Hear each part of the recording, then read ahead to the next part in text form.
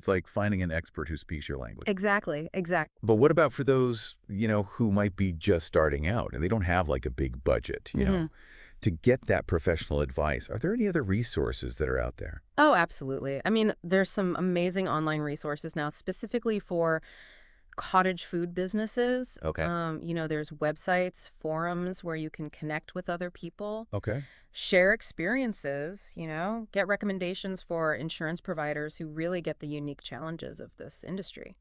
That's a great point. Hmm. I love that, you know, just connecting with other people and hearing what they've gone through. Yeah. But I imagine it could also be um, a little overwhelming trying to go through all that information. Like, Yeah.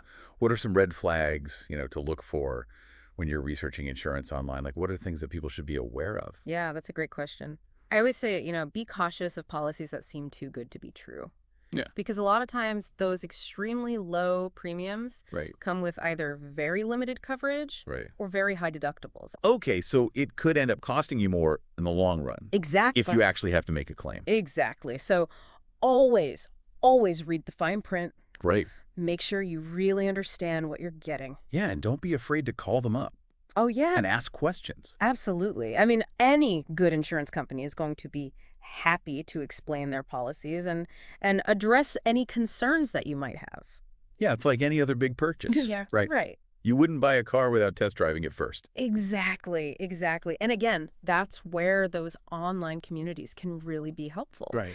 Because you can hear from other cottage food entrepreneurs who have experience with different providers, right? And they can give you valuable insights. And save you from making any mistakes. Exactly. We've talked a lot about the practicalities of finding insurance and all that, but I want to go back to something that you mentioned a little bit earlier, Okay. which was like the whole legal aspect of things. How important is it to understand like state-specific cottage food laws when you're choosing insurance?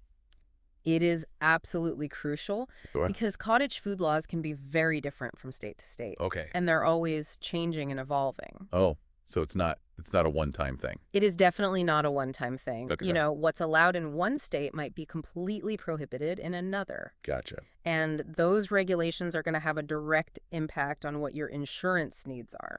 Okay.